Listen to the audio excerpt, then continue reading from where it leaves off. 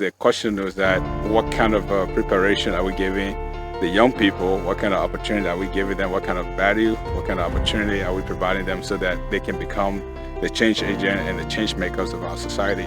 So that led to the formation of Change Agent Network. Providing quality education is about developing our future leaders to the best they can be. Change Agent Network supports the delivery of holistic education to our children with redesigned learning facilities in Liberia. My name is Eric Wowo, and I am the founder and executive director of Change Agent Network USA, Nigeria, and Liberia. Presently, we are operating in Liberia as Opportunity Network. Change Agent Network is a nonprofit that was set up in 2002 in Nigeria in the refugee camp where I was as a refugee for nearly 14 years. Currently, we have built over 14 schools across Liberia. But those 14 schools, there are 5 campuses that are directly under our management. The rest of the other schools are under management of other agency, partner agency, or partner individuals. So those schools are in Maserati County. That's the Heart of Grace High School in Jacobstown Rehab in Lower Johnsonville. That's the headquarters school. And then here where we are right now, this is the Alexandra A. Andrews Academy. There's a school in Banga here in Bong County, and that's the Bong County campus. And we also have a school in Nimba County. It's called the Wyatt Leadership Academy, and that school is located in Nengbek town, right within the Ganta City limit area. When the school started, we found out that 2 years old to 5 to 6, 7, there were people that never had the means to travel from near Ganta to go to school. So the parents wait until they are maybe 15 and maybe 16 before getting to the school. The only school they have there is the government school. So when we came here, we found out that they were involved in our speaking of dialect. They never used to speak English. All the 150 students that entered the school, by the grace of God, things are becoming good in their life. Even when they go in, their parents can attest to it. Okay, in the morning, I get on campus, join with other staff to get the students ready for devotion, and then carry all the posting of the flag. Most of the thing I do some exhortation, speak with them the word of God, speak with them some social issues. The students are already picking up. We have a lot of problems from the first period because the location of the school, we are not able to get some students from Ganta. A few students came from Ganta. Some of them, their parents force them to come. Some of them, because of peer pressure, they are not really coping with the lesson. And this is an interior, and so they mind their friends. And so when they get to class, their minds are disturbed, and then they can't just comprehend the lesson. And so most of them will escape the test. Like for today's case, this morning case, the other girl, since they started the 4th period test, she escaped. By the grace of God, they sent her over to me, and I was able to give her test to her this morning and counsel her, and I think she did well in her test. Most of our children that live in rural area are even smarter than our own children that live in the city. The only difference is that they don't have the kind of opportunity that we have. So what we are doing is passing that opportunity to those children who cannot leave from Bonn to Monrovia, for instance, cannot leave from Sino to Monrovia, to have the same quality, if not even better.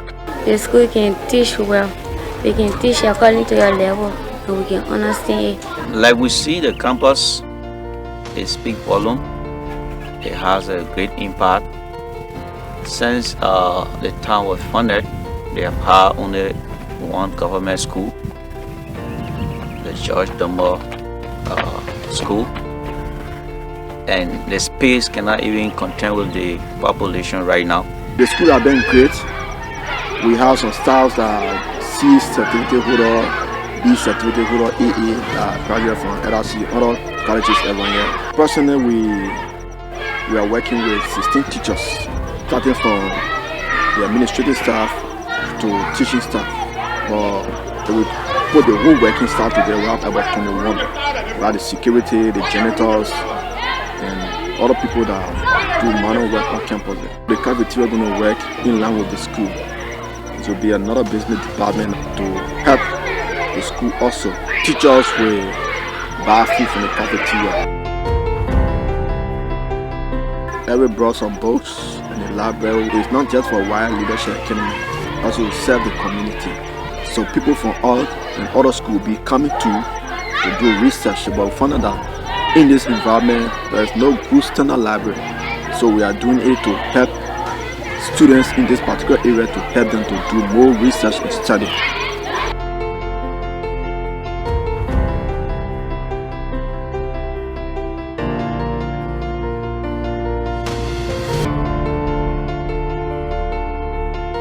The way the school building looking at it, some people will be worrying, hey, this school I want for my children or my child to come here, but I don't have the hand.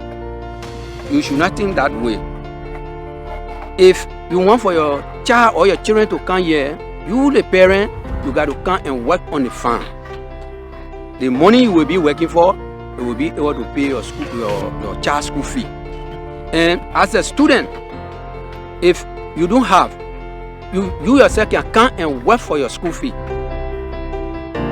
As Liberia strives for food security and sufficiency, the World Leadership Academy in Niba County has embarked on an agriculture project that serves as a source of income for some students to obtain education, including parents that lack the funding to educate their children in the rural areas.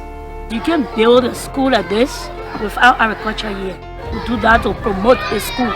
Our CEO was around during the COVID outbreak. So during that time, they started a process alongside some agriculturists in the town.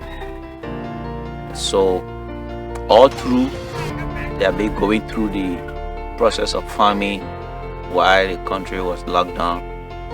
And I tell you, it's a great boost to the school in that they're providing some nutritional food for the students, some financial increase on the school budget. It's also a major part. Not only that, students are also having access to see the process of farming.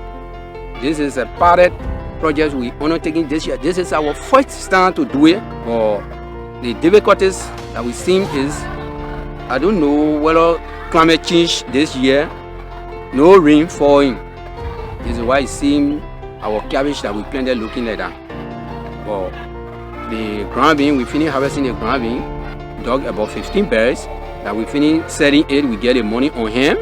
I'm not waiting for him to come give me the account number so I can go put it in. Presently, we're selling the cabbage. This coming Sunday, we start to harvest the bitter gourd.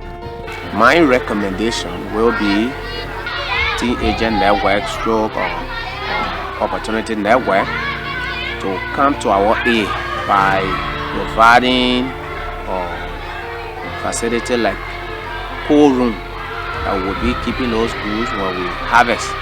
So we the one who do the vegetable. If you harvest today, you're supposed to take it to the market. And if for any other reason you don't have the transport, it means to transport your goods, it will spoil. Even if you transport it from here to Monrovia or Ganta and you don't have buyer, it will still give you problem. Where is all about transportation, ready to transport the goods to town.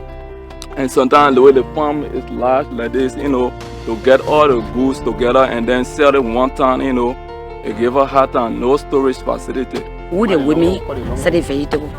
So if it's a problem, I'm a 7 year I get my own farm all the way companies. But you're not ready here. But now we ourselves need help. They will the vegetable seller them will help. They see a thing coming from out of country, 50 UF for 1 cup of sea. So we need for the government to help us. For the people sit down there, the people say no, it's not so the problem. Only thing I had to tell them is, let the help us. The person who depends on somebody else to feed them will always be enslaved to the person who feeds them. So Liberia, for instance, is heartbreaking to know that over $50 million spent a year on importation of rice from China and India. That's unacceptable. You are not a poor nation. Anyone who spends that much money, you are not poor. You're not a poor nation. So that took us into the area of agriculture, and everything we want is right here underneath the ground in Liberia. The golds are here, the diamonds are here. We have water. The water we drink, it was not made in a bottle. It's underneath the ground. You have to dig it to get to it, just like the gold. You have to be dug.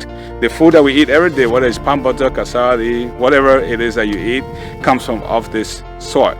The fish, the animals in the bush, they all live. The clothes that we wear, you know, all the rubber material, whether it's tires, it's computers, whatever, the whole thing comes from the forest. So I felt like if you have a land, you should have all of that available to you. So we got involved with agriculture, and the whole issue of agriculture is to help create sustainability in the schools that we built.